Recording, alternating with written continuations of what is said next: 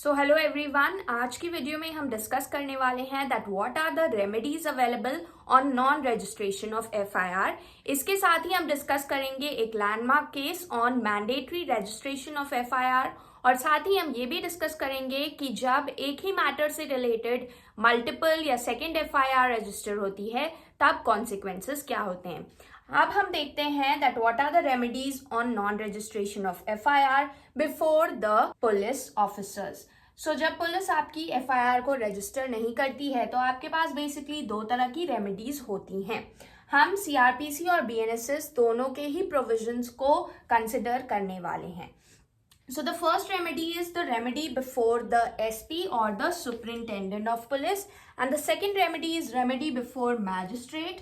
So let's see what are the provisions. So first जो है remedy before superintendent of police या फिर SP given है आपकी section 154 subsection 3 of CRPC में and section 173 subsection 4 of BNSS में। सो remedy क्या गिवन है दैट इफ पुलिस ऑफिसर्स जो हैं आपकी एफआईआर को रजिस्टर नहीं करते हैं तो आपको क्या करना है, सब्सटेंस ऑफ इंफॉर्मेशन को in writing and by post you have to send it to the superintendent of police. अब जब हमने एसपी के पास अपनी एप्लीकेशन भेजी in writing and by post तो दो ऑप्शंस हैं, या तो वो एक्ट करेंगे हमारी इस एप्लीकेशन पे या फिर he does not act. अगर SP is satisfied that it discloses the commission of any cognizable offense, then he may act or he may not act. So if he act, अगर वो act करते हैं तो basically वो खुद investigate करेंगे, investigate himself, और he will direct subordinate to investigate, या फिर किसी सबऑर्डिनेट ऑफिसर को भी डायरेक्ट कर सकते हैं टू इन्वेस्टिगेट। अब मान लीजिए एसपी को भेजने के बाद भी कुछ नहीं हुआ, ही डज नॉट एक्ट, तब हमारे पास क्या रेमेडी है। सेकेंड रेमेडी फिर हमारे पास आ जाती है रेमेडी बिफोर मैजिस्ट्रेट। सो रेमेडी बिफोर मैजिस्ट्रेट गिवन है सेक्शन 156 सबसेक्शन 3 ऑफ सीआरपीसी में and section 173 subsection 4 of BNSS में। सो रेमेडी क्या गिवन है, सीआरपीसी में रेमेडी गिवन है मैजिस्ट्रेट में ऑर्डर इन्वेस्टिगेशन। सो मैजिस्ट्रेट जो है इन्वेस्टिगेशन ऑर्डर कर सकते हैं एंड इसी तरह की कुछ रेमेडी बीएनएसएस में भी है। बीएनएसएस में लिखा है इस प्रोविजन में that application to magistrate will be filed only when application filed before SP. तो बीएनएसएस में स्टैट्यूट में लिख दिया गया है कि मैजिस्ट्रेट के पास एप्लीकेशन तभी जाएगी जब आपने एसपी के पास एप्लीकेशन भेज चुकी हो, उसके बाद ही, उसके पहले नहीं। ओके, तो ये चीज पहले भी थी, सीआरपीसी के टाइम पे भी यही होता था कि जब हमने एसपी को भेज दिया उसके बाद वहां से हमें कुछ रिस्पांस नहीं मिला तभी हम मैजिस्ट्रेट के पास जाते थे। हालांकि ये एक केस के थ्रू हमारे पास आया था, but now it has been clearly written in the BNSS that application will go to the magistrate only when it is filed before the SP.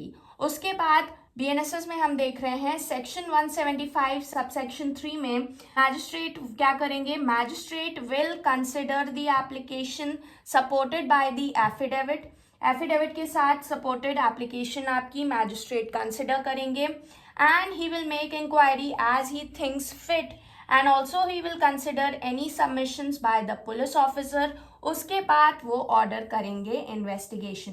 So basically पहले भी यही चीजें होती थी, यही प्रोसेस अपनाया जाता था बाय द मैजिस्ट्रेट, बट अब इसको एक्सप्रेसली लिख दिया गया है बीएनएसएस में और उसके बाद फिर magistrate will order the investigation. तो यहाँ पर मैजिस्ट्रेट यहाँ पे भी ऑर्डर कर सकते हैं investigation in CrPC and BNSS में। इन दो सेक्शंस के थ्रू देन ऑर्डर होती है इन्वेस्टिगेशन। सो सीआरपीसी के टाइम पे हमारे पास ये केस लॉ था जिसकी मदद से it was clear that first we have to approach the SP and then the magistrate. तो इसमें Supreme Court held that if police refuses to register the FIR then informant has to first approach the SP and then the magistrate. तो ये इस case law के माध्यम से हमारे पास ये लॉ था कि first we have to exhaust the remedy before the SP and then we have to approach the magistrate. अब हम देखेंगे मैंडेटरी रजिस्ट्रेशन ऑफ एफआईआर से रिलेटेड बहुत ही landmark case. So the case is Lalita Kumari versus state of UP. तो इस case में basically यही बोला गया था that registration of FIR is mandatory. इस केस में सुप्रीम कोर्ट ने कंपेयर किया था सेक्शन 154 में यूज हुए टर्म को सेक्शन 41 में यूज हुए टर्म से। सेक्शन 154 में यूज किया गया है एवरी इंफॉर्मेशन, और सेक्शन 41 जो बात करता है व्हेन पुलिस में अरेस्ट विदाउट वारंट, वहां पर टर्म यूज हुआ है क्रेडिबल इंफॉर्मेशन। तो इसका मतलब बेसिकली यही है कि हर तरह की इंफॉर्मेशन, चाहे वो क्रेडिबल लगे पुलिस को या फिर रीजनेबल लगे या फिर ना लगे, they have to mandatorily register the FIR, क्योंकि वहां पे वर्ड शैल भी यूज हुआ है। बट जब हम बात करते हैं अरेस्ट की, तो अरेस्ट तभी हो सकता है जब इंफॉर्मेशन आपको क्रेडिबल लग रही है, क्योंकि arrest is a bigger thing, it directly impacts the life and liberty of the person.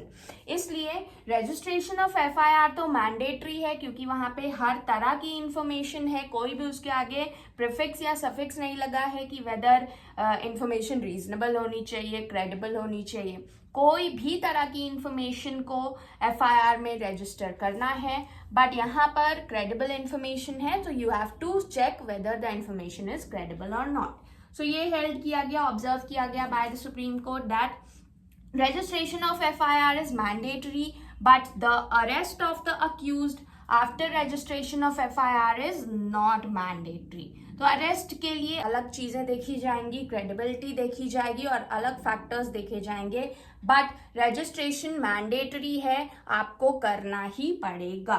लेकिन सुप्रीम कोर्ट ने ऑल्सो ऑब्जर्व किया that in certain categories police can conduct a preliminary inquiry before registration of FIR.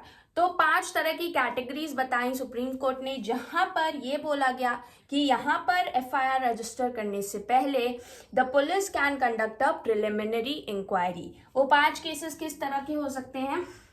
Matrimonial या family disputes, commercial disputes, medical negligence cases, corruption cases and cases in which there is delay in FIR. इन तरह के cases में registration करने से पहले, FIR को register करने से पहले पुलिस एक प्रिलिमिनरी इंक्वायरी कंडक्ट करवा सकती है। अब इस प्रिलिमिनरी इंक्वायरी का पर्पस क्या है यहाँ पर? It is to ascertain whether the information discloses commission of a cognizable offence. तो हमने पहले की वीडियो में पढ़ा था कि एफआईआर कब रजिस्टर होती है? कॉग्निजेबल ऑफेंसेस के केस में ही रजिस्टर होती है FIR.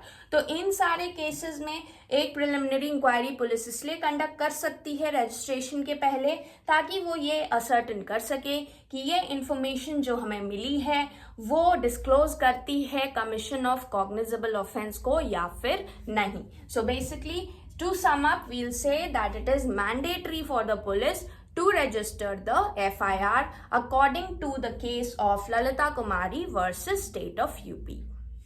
Now let's see what is the effect of delay in lodging FIR. So अगर FIR रजिस्टर करवाने में डिले हो जाती है तो उसका क्या इफेक्ट होता है? पहले देख लेते हैं what is the object of prompt registration. ये क्यों बोला गया है कि जल्द से जल्द FIR रजिस्टर करवानी चाहिए? It is to obtain early information not only with respect to the accused but also with respect to the circumstances. तो जल्द से जल्द FIR रजिस्टर करवाने का यही ऑब्जेक्ट है, यही पर्पस है कि हमें जल्द से जल्द अर्ली इंफॉर्मेशन मिल जाए, not only with respect to the accused but circumstances के रेस्पेक्ट में भी हमें सबसे पहले अर्ली इंफॉर्मेशन मिल जाए और उसमें किसी भी तरह का कोई फैब्रिकेशन की चांसेस ना हो। बिकॉज जितना डिले होता है मेमोरी से भी कई सारे इंपॉर्टेंट फैक्ट्स जाने लगते हैं, आप इंसान भूलने लगता है एंड इंफॉर्मेशन उतनी अर्ली नहीं रह जाती है if there is a delay. Then in Mukesh versus state of NCT of Delhi हम कुछ लैंडमार्क केसेस देख लेते हैं इस विषय पर। इस केस में सुप्रीम कोर्ट ने बोला that a mere delay in registration of FIR cannot be a ground to throw away the prosecution case. इसमें बोला गया कि सिर्फ डिले से ही हम जो प्रोसिक्यूशन केस है उसे थ्रो अवे नहीं कर सकते। Long and unexplainable delay can create doubt. However जब बहुत ज्यादा लंबी और अनएक्सप्लेनेबल डिले है तब वो प्रोसिक्यूशन स्टोरी में डाउट खड़े कर देता है। सो बेसिकली जब भी डिले हुआ है तो उसका मतलब ये नहीं है कि तुरंत ही courts will throw away the prosecution story, but हाँ, अगर वो डिले ऐसा है कि उसके पीछे के रीजंस अनएक्सप्लेनेबल हैं और कुछ ज्यादा ही लॉन्ग वो डिले रहा है और रीजंस भी जस्टिफाइड नहीं हैं, तो फिर डाउट खड़ा कर सकते हैं प्रोसिक्यूशन स्टोरी के लिए। Next is State of UP versus रघुवीर। इसमें Supreme Court observe that delay in lodging FIR is normally viewed with suspicion because there is possibility of fabrication. So basically इस केस में सुप्रीम कोर्ट ने observe किया कि delay जब होता है तो उसे हम सस्पिशन से क्यों देखते हैं, बिकॉज उसमें पॉसिबिलिटी होती है फैब्रिकेशन की।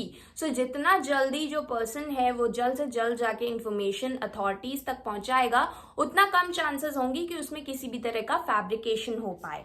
ठीक है, तो अगर कई सारे एफआईआर फाइल हो जाते हैं एक ही ऑफेंस के रिस्पेक्ट में, then what are the consequences? Multiple FIR regarding the same incident is not permissible. So same incident के regarding कई सारी FIR register करवाना is not permissible. अब हम सुप्रीम कोर्ट के 3 important cases देखेंगे. So first one is Amit भाई अनिल चंद्र Shah versus CBI. इस केस में Supreme court observed that second FIR in respect of an offence or different offences committed in course of same transaction is not only impermissible but violative of Article 21 of the Indian Constitution. So इस case में यही बोला गया कि जो second FIR है in respect of an offence या फिर उसी ऑफेंस से रिलेटेड डिफरेंट ऑफेंस जो कि सेम ट्रांजैक्शन में किए गए हों, परमिसिबल नहीं है, इम्परमिसिबल है और वायलेट करती है आर्टिकल 21 ऑफ द कॉन्स्टिट्यूशन को भी। सो एक ही ट्रांजैक्शन में जब कई सारे ऑफेंस किए गए होते हैं तो उनमें से एक ऑफेंस की ही एफआईआर रजिस्टर करवाई जाती है। ऐसा नहीं है कि एक ट्रांजैक्शन में जितने ऑफेंस हुए उसके लिए अलग अलग एफआईआर आप रजिस्टर करवाने लग जाएंगे, because that is impermissible. Next is Arnab Goswami versus Union of India. This is the case of 2020 by the Supreme Court. So in this case, it was held that subsequent FIR in respect to the same offence is not permissible. Second FIR is liable to be quashed. So second FIR जो है वो quash हो जाएगी. Next case is Amish Devgan versus Union of India. No second FIR can be of same incident. In such case, first FIR should be treated as main FIR and other will be treated as statement under section 162 CRPC. तो इस case में basically supreme Court ने clear कर दिया कि जो भी second FIR है उसको हम एज अ स्टेटमेंट ट्रीट करेंगे अंडर सेक्शन 162 CRPC और जो फर्स्ट FIR होगी उसी को हम मेन FIR मानेंगे। सो हमने देखा कि एक ही इंसिडेंट से रिलेटेड जो भी इंसिडेंटल मैटर्स हैं उनके लिए अलग अलग एफआईआर रजिस्टर करवाना is not permissible and second FIR जो है क्वैश कर दी जाएगी या फिर उसे एज अ स्टेटमेंट यूज किया जाएगा अंडर सेक्शन 162 CRPC और फर्स्ट एफआईआर को ही मेन एफआईआर की तरह ट्रीट किया जाता है। सो आज की वीडियो में बस इतना ही। Part 1 of FIR I hope कि आप सब लोगों ने देख लिया होगा। इफ नहीं देखा है तो लिंक डिस्क्रिप्शन में मिल जाएगी। Thank you everyone for watching this video.